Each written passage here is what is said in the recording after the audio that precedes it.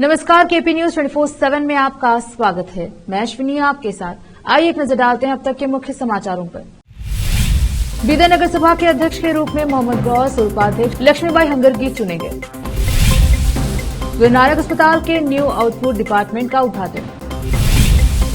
अगले 15 दिनों के लिए तमिलनाडु को 5000 क्यूसेक पानी जारी करे, कावेरी प्राधिकरण ने कर्नाटक से कहा। एक साथ बैठे और इसे सुलझाएं, तमिलनाडु के साथ कावेरी जल विवाद पर पूर्व पीएम देवेगौड़ा ने कहा। कांग्रेस का एकमात्र एजेंडा तेलंगाना जीतना है, कर्नाटक के deputy CM DK Shiv Kumar का दावा। नए संसद भवन में पीएम मोदी बोले, मिच्छामी दुक्कडम। महिला आरक्षण बिल, राज्यसभा में मल्लिकार्जुन खड़गे और निर्मला सीतारमण के बीच तीखी बहस।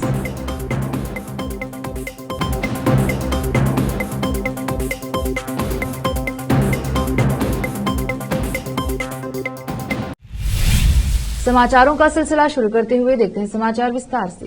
पहले समाचार स्थानीय। सालों का इंतजार अब खत्म हो गया है। सीएमसी चेयरमैन अब इस वक्त हमारे साथ है। बहुत बहुत बधाइयां, शुभकामनाएं आपको।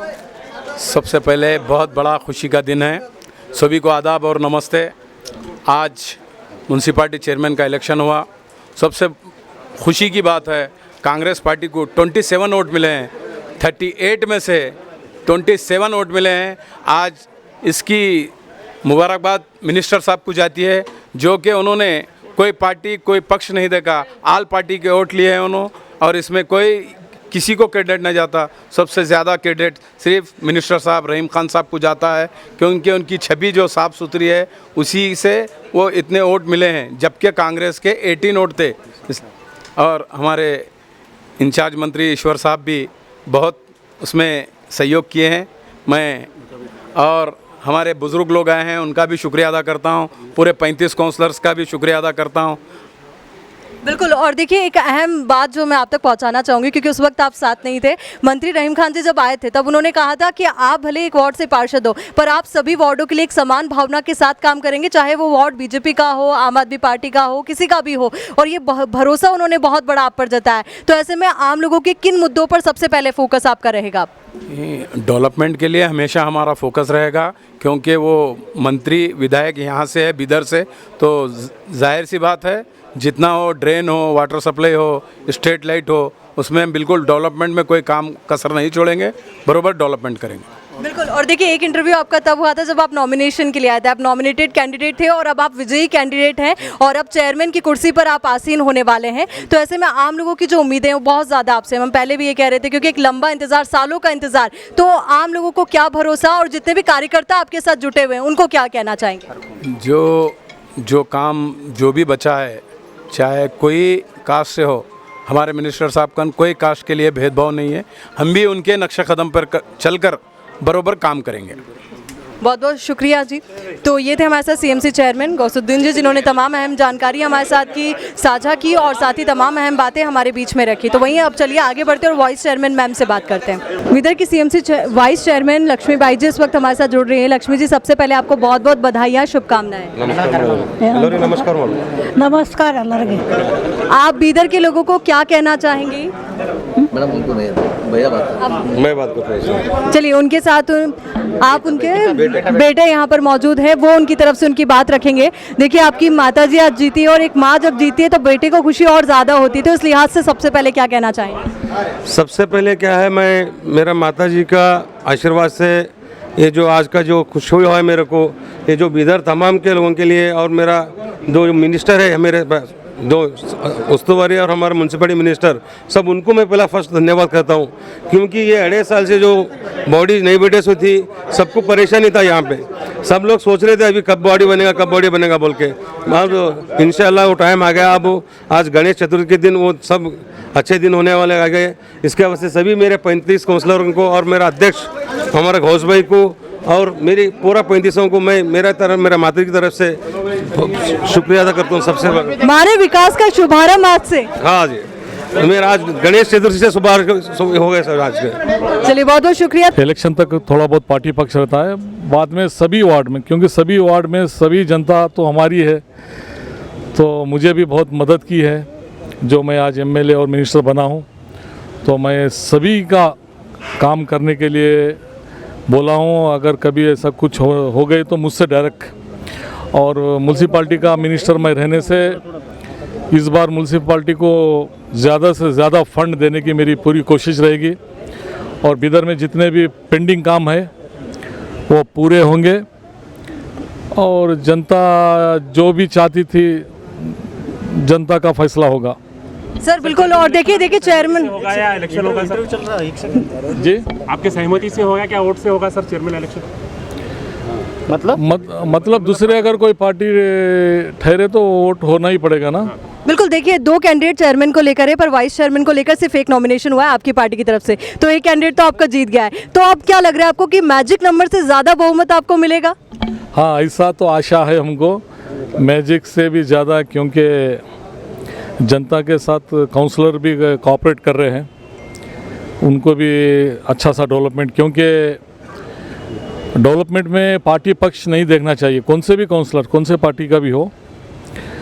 जब इलेक्शन हो जाता है तो सभी डेवलपमेंट की बात करना चाहिए। आम लोगों के लिए एक मैसेज मैं बिदर की जनता को बहुत बहुत धन्यवाद, बहुत बहुत मुबारकबाद देता हूँ। मैं जनता का बहुत ही आभारी हूँ, क्योंकि मुझे भी ये पोजीशन पे मिनिस्टर मैं हूँ, बिदर की जनता सभी लोग मिनिस्टर हैं, तो मैं सभी गरीब से गरीब के घर में, हर समाज के घर में जाता हूँ, तो मुझे हर समाज के लोग मुझे बहुत चाहते हैं, तो मैं जनता को धन्यवाद बोलता हूँ। बीदर नगर सभा के अध्यक्ष के रूप में मोहम्मद गौस चुने गए, तो वही नगर सभा उपाध्यक्ष के रूप में लक्ष्मीबाई हंगरगी चुनी गई हैं। बीदर नगर सभा के चुनाव होकर लगभग 2-2.5 साल के बाद आखिरकार आज अध्यक्ष और उपाध्यक्ष के चुनाव संपन्न हुए। बीदर नगर सभा के चुनाव में किसी भी पार्टी को बहुमत नहीं मिली थी। शहर के 16 वार्डों में कांग्रेस अपना कब्जा जमा कर एक पार्टी के रूप में उभरी, जो AIMIM के 2 और आम आदमी पार्टी के 1 के सहयोग से नगर सभा में कब्जा जमाने में सफल हुई है। 30 वार्डों के बीदर नगर सभा में से कांग्रेस को आज 27 मत हासिल कर अध्यक्ष के रूप में मोहम्मद गौस को चुना गया, तो वही उपाध्यक्ष के रूप में लक्ष्मीबाई हंगरगी को चुना गया है। आज सुबह चुनाव की प्रक्रिया शुरू हुई और नगर सभा के मीटिंग हॉल में यह चुनाव की प्रक्रिया पूरी की गई। इस मौके पर राज्य नगर सभा प्रशासन और हज एवं बीदर के विधायक रहीम खान और विधान परिषद सदस्य अरविंद कुमार अरली मौजूद रहे। चुनाव प्रक्रिया को हमारे सहयोगी आयुषी ने कवर करते हुए मंत्री, नेता आदि से बात। कैमरामैन कृष्णा का कवरेज। ಕಾಂಗ್ರೆಸ್ ಅಧ್ಯಕ್ಷರಿಗೆ ಕೊಟ್ಟಿದ್ದಾರೆ, ಅದರ ಸಲಗೆ ನಾನು ಹೋಗಿ ತಮ್ಮ ಮುಖ ಇಡೀ ಬೀದರ್ ಸಿಟಿ ಜನರಿಗೆ ತುಂಬ ಧನ್ಯವಾದ ಹೇಳ್ತೇನೆ ಮತ್ತು ಒಳ್ಳೆ ಕೆಲಸ ಮಾಡಲಿಕ್ಕೆ ನಮಗೆ ಅಧ್ಯಕ್ಷರಿಗೆ ಉಪಾಧ್ಯಕ್ಷರಿಗೆ ನಮ್ಮದು ಫುಲ್ ಸಪೋರ್ಟ್ ಇದೆ. ಅಧ್ಯಕ್ಷ ಇತ್ತು, ಆದರೂ ಇಬ್ಬರದು ವೋಟರ್ಸ್ ಸೆಲೆಕ್ಟ್ ಮಾಡಿದ್ದಾರೆ, ಅದರ ಸಲಗೆ ಇಡೀ ಬೀದರ್ ಜನತೆಗೆ ನಾನು ತುಂಬ ಧನ್ಯವಾದ ಹೇಳ್ತೇನೆ. ನಮ್ಮ ಮೇಲೆ ಈಶ್ವರ್ ಖಂಡ್ರೆ ಜಿ ಮೇಲೆ ಮತ್ತು ಈಗ ನಾವು ಅಧ್ಯಕ್ಷ ಉಪಾಧ್ಯಕ್ಷ ಏನು ರೆಸ್ಪಾನ್ಸಿಬಿಲಿಟಿ ಕೊಟ್ಟಿದ್ದೀರಿ ಅವ್ರ ಮೇಲೆ ಏನು ವಿಶ್ವಾಸ ಇಟ್ಟಿದ್ದೀರಿ, ಇಲ್ಲ ಇದು 3 ವರ್ಷದ್ದು ಇದೆ ಟೈಮ್ ಪೀರಿಯಡ್, 3 ವರ್ಷದ್ದು ಟೈಮ್ ಪೀರಿಯಡ್ ಇದೆ. ಮತ್ತು ಮುಂದೆ ಸುಮಾರು ಕೆಲಸ ಮಾಡಲಿಕ್ಕೆ ಹೇಳಿದ್ರು, ಯಾಕಂದರೆ ನಮ್ಮ ಸರ್ಕಾರದಲ್ಲಿ ಆಲ್ರೆಡಿ 4 ತಿಂಗಳಾಗಿದೆ ನಮ್ಮ ಸರ್ಕಾರ, ಕಾಂಗ್ರೆಸ್ ಸರ್ಕಾರ, ಮುಖ್ಯಮಂತ್ರಿ ಸಿದ್ದರಾಮಯ್ಯ ಜಿ ಮತ್ತು ಉಪಮುಖ್ಯಮಂತ್ರಿ DK ಶಿವಕುಮಾರ್ ಜಿ ಆಲ್ರೆಡಿ ಬೀದರ್ನಲ್ಲಿ ಸುಮಾರು ಕೆಲಸ ಮಾಡಲಿಕ್ಕೆ ಹೇಳಿದ್ದಾರೆ. 5 ಗ್ಯಾರಂಟಿ ತಮ್ಮೆಲ್ಲರಿಗೂ ಗೊತ್ತಿರ್ಬೋದು. ಎಷ್ಟು ಇಂಪಾರ್ಟೆಂಟ್ ಗ್ಯಾರಂಟಿ ಇದೆ, ಈಗ ಎಲ್ಲರಿಗೆ ಮಿನಿಮಮ್ 16 ಲಕ್ಷ ಜನರಿಗೆ ಕರೆಂಟ್ ಫ್ರೀ ಆಗಲತ್ತೆ. 20 ಲಕ್ಷ ಜನ ಇದ್ದಾರೆ, 16 ಲಕ್ಷ ಇದು ಕರೆಂಟ್ ಫ್ರೀ ಬೆನಿಫಿಟ್ ಯೂಸ್ ಮಾಡ್ಲತ್ತಾರೆ. ಮತ್ತು 2,000 ಒಂದು ಮನೆಗೆ ಒಂದು 2,000 ಇದೆ, ಮತ್ತು ಬಸ್ ಫ್ರೀ ಇದೆ. ಆ ಥರ ಎಲ್ಲ ಸುಮಾರು ಸ್ಕೀಮ್ ಇದೆ, ಅದ್ರ ಸಲಗೆ ತಮ್ಮೆಲ್ಲರಿಗೆ ನಾನು ತುಂಬ ಧನ್ಯವಾದ. आज बहुत बड़ा दिन था हमारे लिए, जो हमारे भाई मिनिस्टर रहीम खान साहब, जो आज इलेक्शन म्यूनसिपाल्टी मिनिस्टर जो CMC में इलेक्शन रखा गया था, सबसे उनके लिए मेरी और मेरी फैमिली की तरफ से बहुत बहुत बधाई, क्योंकि आज का इलेक्शन बहुत चैलेंजिंग इलेक्शन था, क्योंकि उन्होंने इसी एरिया के MLA भी मिनिस्टर भी थे. लोग अफवाहें कर रहे थे कि कोई कुछ बोल रहा था, कोई कुछ हो रहा था. मगर उन्होंने कभी इस बारे में कभी टेंशन नहीं लिए और इलेक्शन पीसफुल कराए। और मैं इनको मेरी दिल की गहराइयों से मुबारकबाद देता हूँ, चाहे कोई पार्टी हो, कांग्रेस हो, जनता दल हो, बीजेपी हो, आप हो, एमआईएम हो, वो जो इलेक्शन कराए हैं वो बहुत बड़ी बात है। और आज का इलेक्शन जो हुआ 35 काउंसलर्स और 2 एमएलए 1 एमपी थे, जिसमें 16 काउंसलर कांग्रेस के थे, जो 60 वोट कांग्रेस को आए और उसमें 6 जेडीएस के वोट आए और एमआईएम के 2 वोट आए, आम आदमी पार्टी का 1 वोट आया। मैं 35 के 35 काउंसलर को हमारे मिनिस्टर साहब की तरफ से, हमारी तरफ से, कांग्रेस पार्टी की तरफ से दिल की गहराइयों से मुबारकबाद देता हूं कि उन्होंने पूरा सहयोग दिया हमारे साहब को और उसी वजह से हमारे साहब 4 बार जीते हैं। और इतना कहते हुए मैं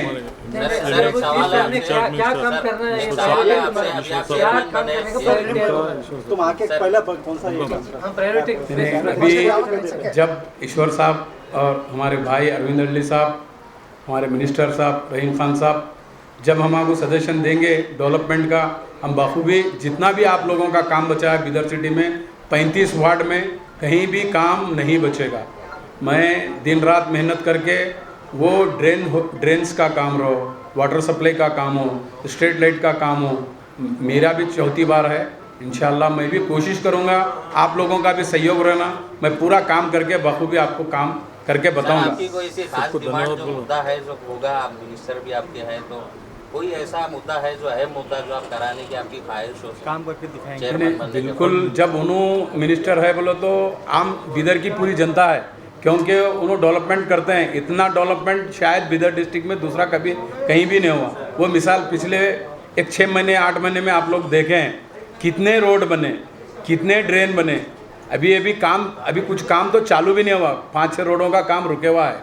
अभी वो सब काम होगा जब है इंशाल्लाह आपको बोलने का मौका नहीं दिया जाएगा।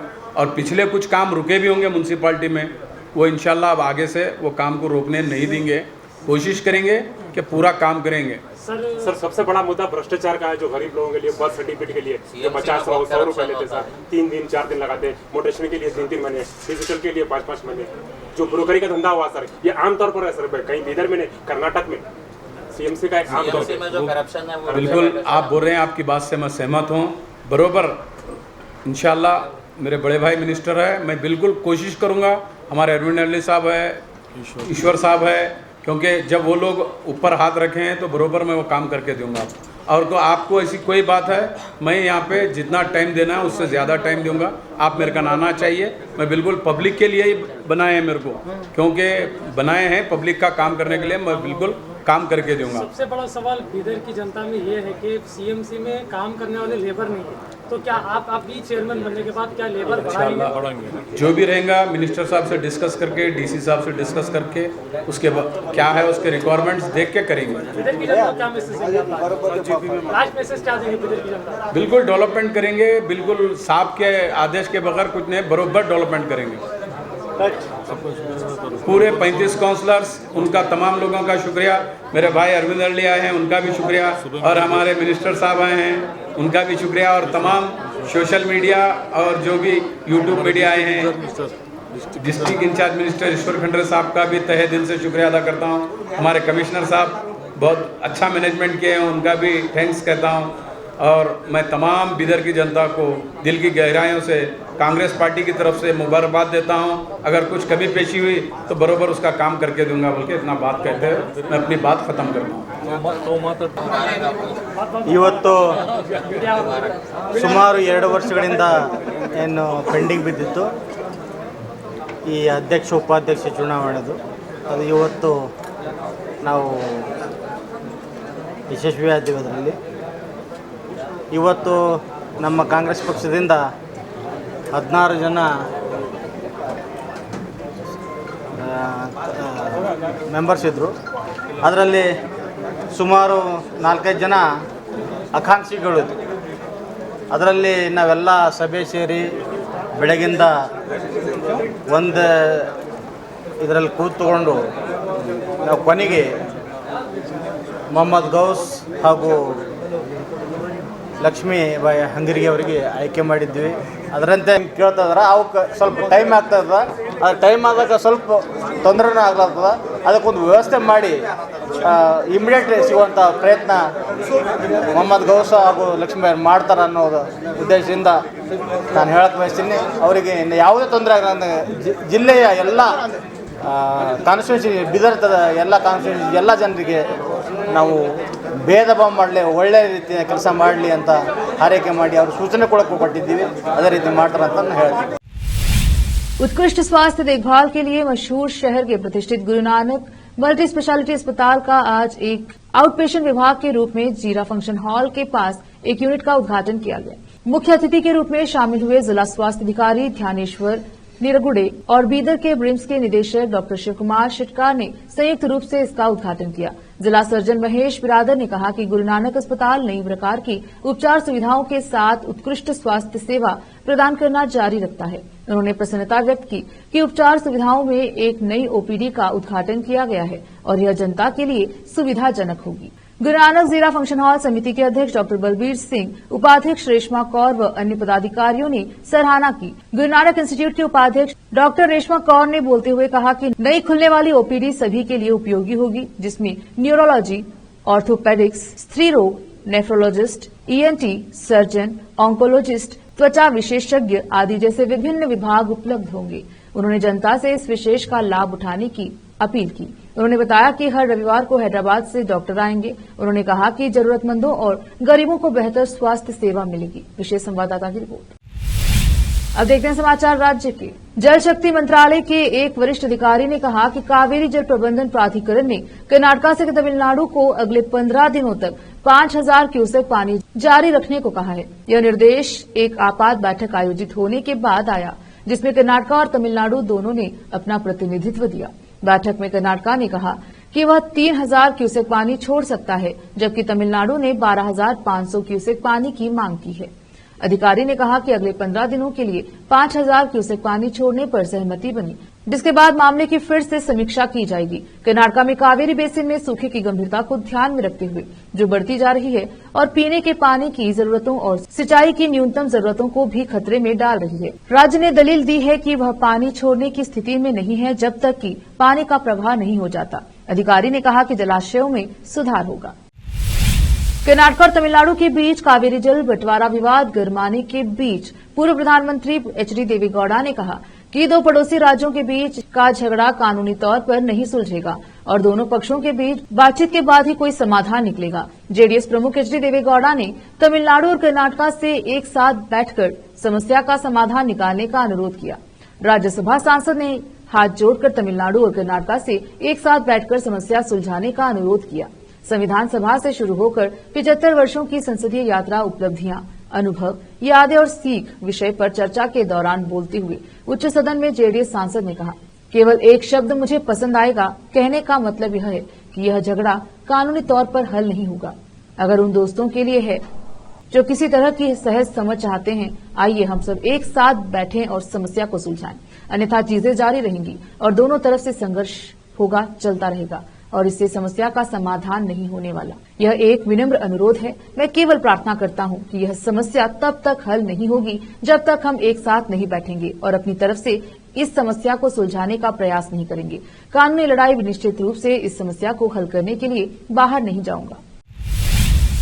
कर्नाटक के उप मुख्यमंत्री डीके शिव कुमार ने कहा कि कांग्रेस का एकमात्र एजेंडा आगामी तेलंगाना विधानसभा चुनाव जीतना है, साथ ही विपक्षी गुट भारत जिसका वह भी एक हिस्सा है, जो भाजपा के नेतृत्व वाले राष्ट्रीय जनतांत्रिक गठबंधन पर जीत हासिल करने में मदद करना है। हैदराबाद में पुनर्गठित कांग्रेस कार्यसमिति सीडब्ल्यूसी की बैठक के बाद पत्रकारों से बात करते हुए शिव कुमार ने कहा, हमारा एकमात्र एजेंडा तेलंगाना विधानसभा चुनाव जीतना और भारत को अगले आम चुनाव में विजयी होने में मदद करना है।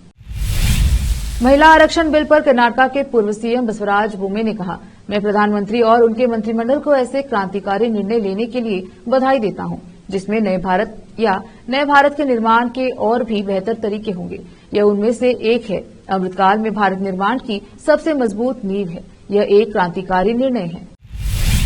रोकते हैं समाचारों का सिलसिला, लेते हैं छोटा सा ब्रेक, जल्द लौटेंगे ब्रेक के बाद।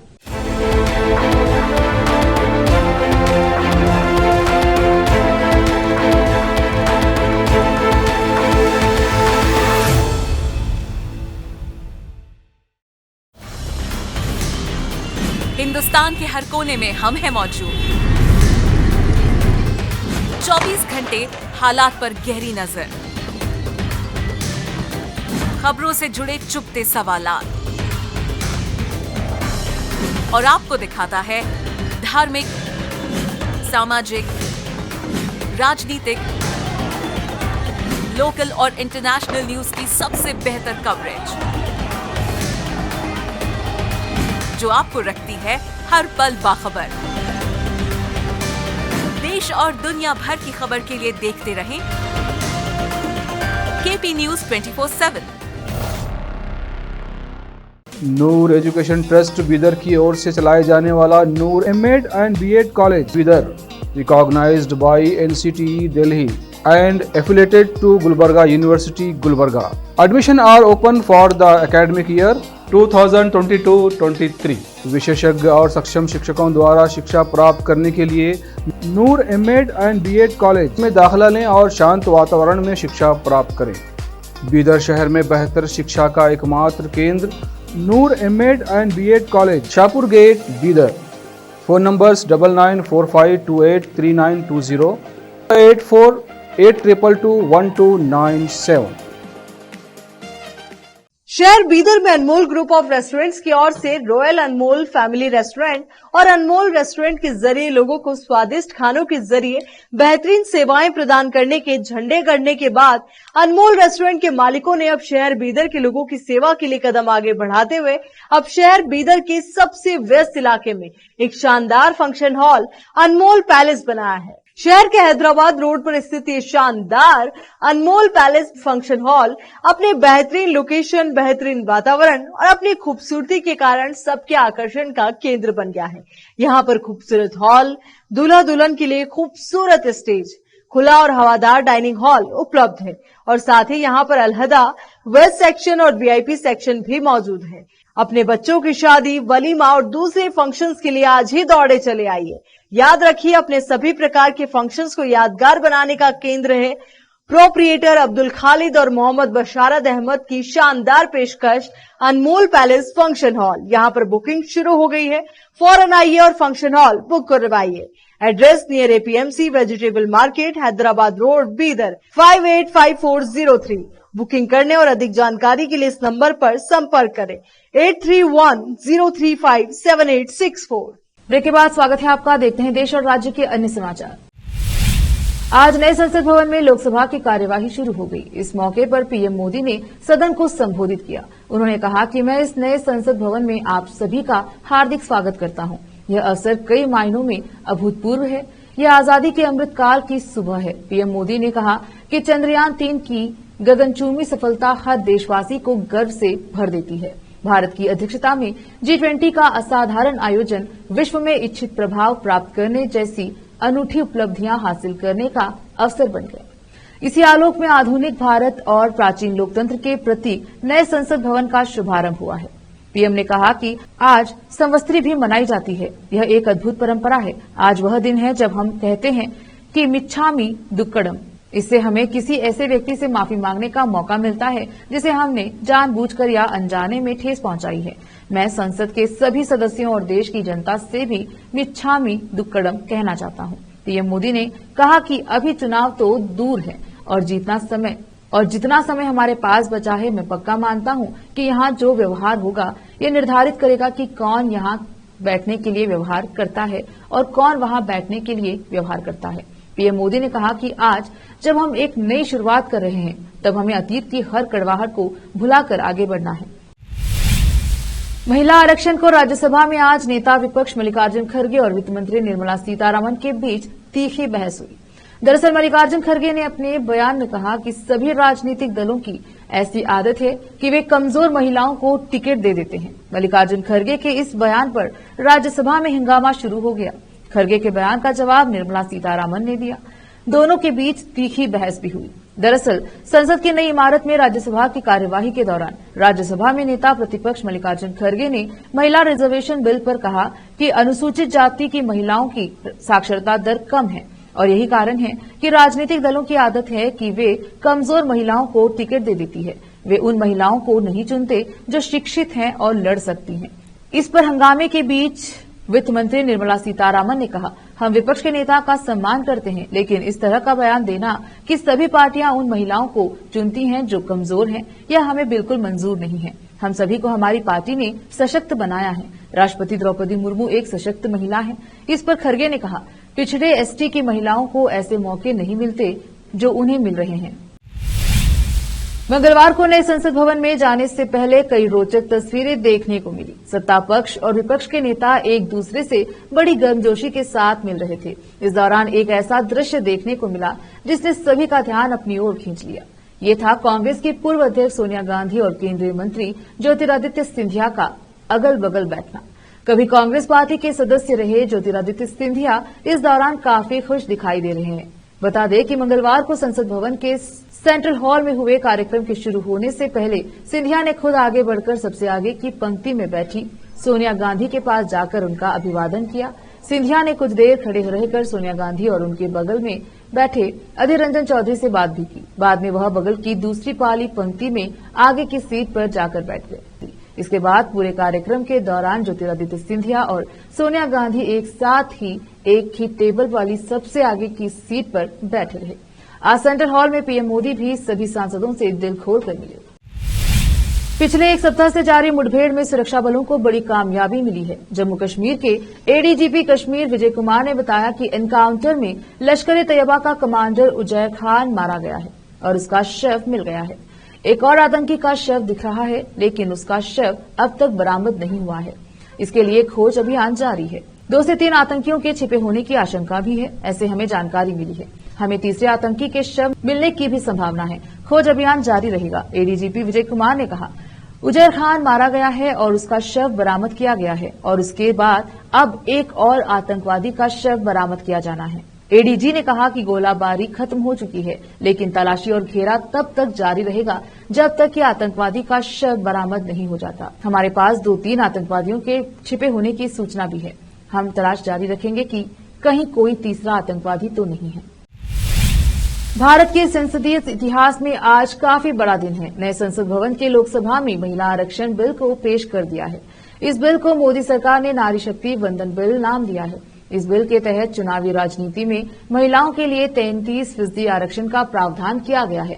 वैसे तो सभी दल इस बिल के समर्थन में दिखे, लेकिन संसद में बिल पर चर्चा के दौरान एक ऐसा वक्त भी आया जब लोकसभा में कांग्रेस के नेता अधीर रंजन चौधरी और केंद्रीय गृह मंत्री अमित शाह आमने सामने आ गए। आइए जानते हैं क्या हुआ।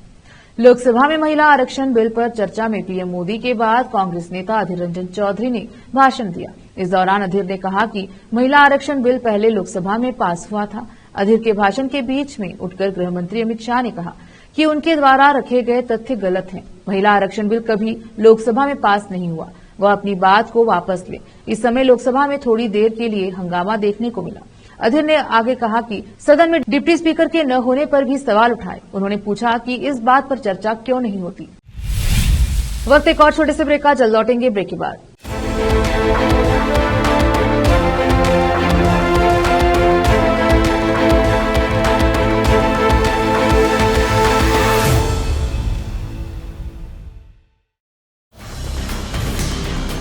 हिंदुस्तान के हर कोने में हम हैं मौजूद।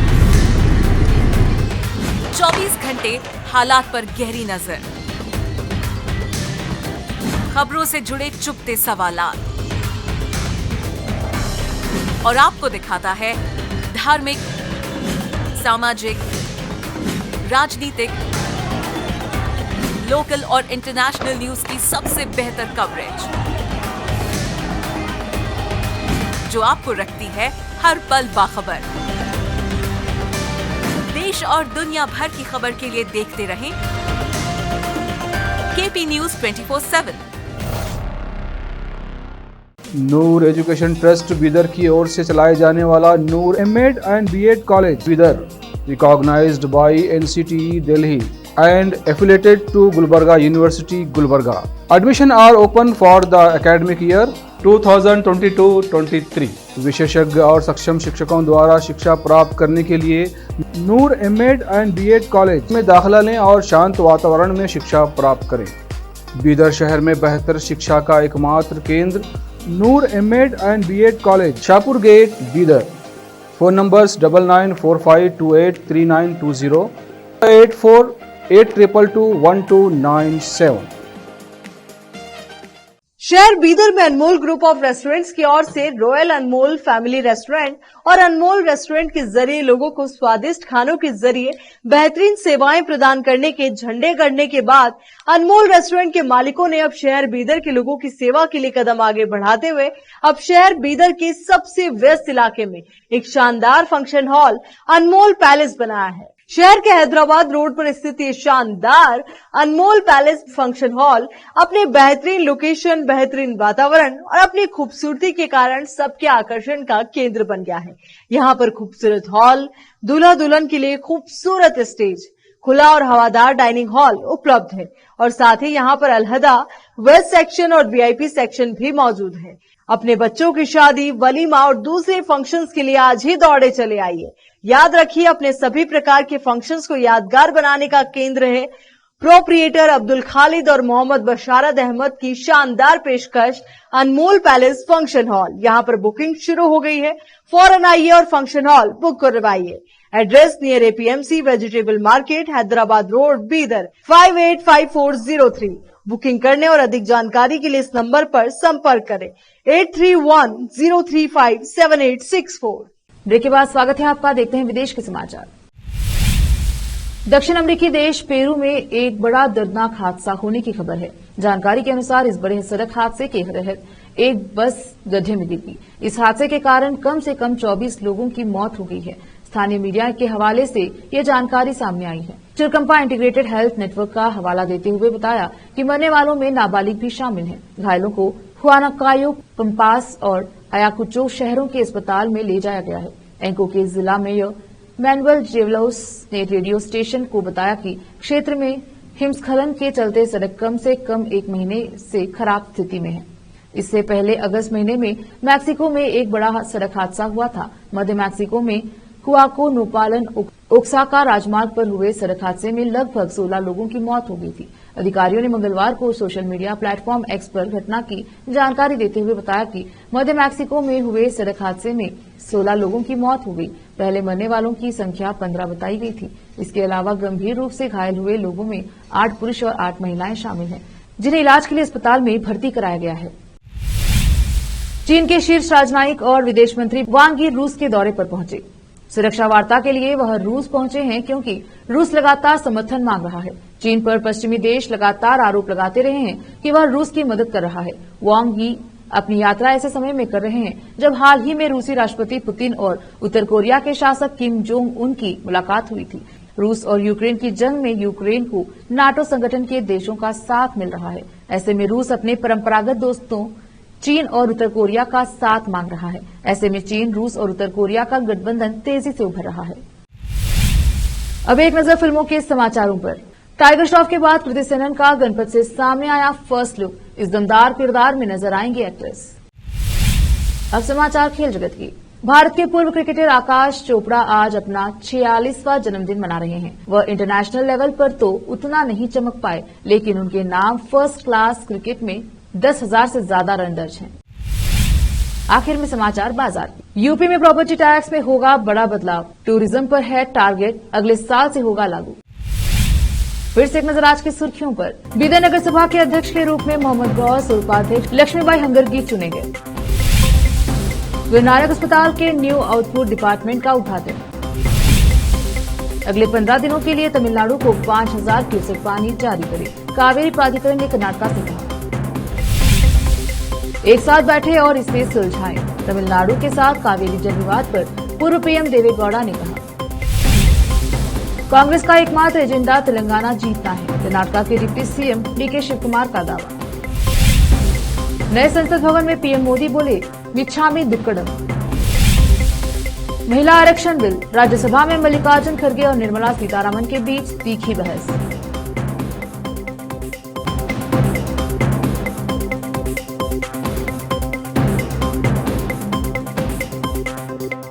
केपी न्यूज के 9 बजे के बुलेटिन में आज इतना ही। देखते रहिए केपी न्यूज 24/7। धन्यवाद।